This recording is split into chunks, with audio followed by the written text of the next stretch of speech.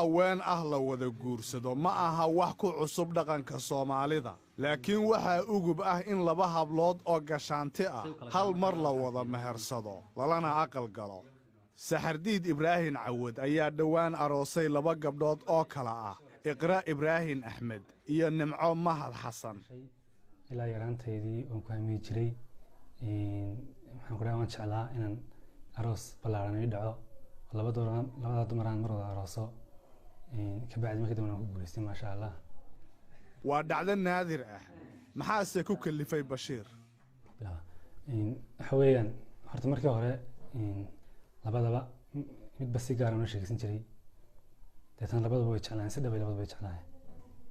kabacdi markii dambe aan isku keenay isku sheegay horta aan isku keenay ma isku sheegay markaan isku sheegay ismaqli jiray baan ismaqla ayaan habeenkii dambe isku keenay Bashiir waxa uu watay qorshe cad balse sidee buu ugu soo bandhigay hablaha uguna qanciyay Nimco iyo Iqra waxay u sababeeyeen inay aqbalaan guurka caynkan ah jacayl ay labadooduba u qabaan Bashiir waxayna sheegeen inay iyagu doorteen aroos laba geesood ah si aysan u kala masayrin markii horeysay intaan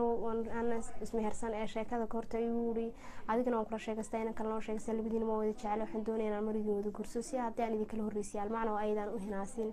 de waxaan ku kala hadii kala horeysay kulli qasab tahay hinaas waa imanaya haddana ugu horeey waa hinaas hadii kala tawaada horeysan waa hinaas saataa qasab u imanaya marka ku dhisku marna uga dhisku mar baan ka dhigay buu guri waan ku aqbalay waan ku heshiinay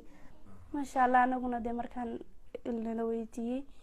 mid walba tiraan ku qanacsanahay saddexdeedu waan isqaabilnay laakiin sheekadu markii sida ahayd ka bacdeen wuxuu noo soo dejiyay inuu marna wada guursado ma sha Allah anaguna waan ku qanacsanay waana ka aqbalnay Bashiir waxa uu ka shaqeeyaa dhismaha guryaha walow ay bulshadu aad ula yaabtay guurka Bashiir haddana waxa uu rajaynayaa inuu mar kale laba dumar ah wada guursado haddii uu dhaqaale u helo balse su'aashu waxay tahay haddii uu hirgeliyo damaciisa cusub Iqra iyo Nimco ma ka masayri doonaan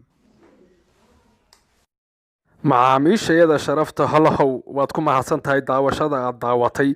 fadlan calaamada subscribe-ka ku dhufo oo ka bacdina waxaad raacisaa jalaska ama gambaleelka waxaanad heli doontaa warbixinaha xiisaha leh ee aan halka soo gelino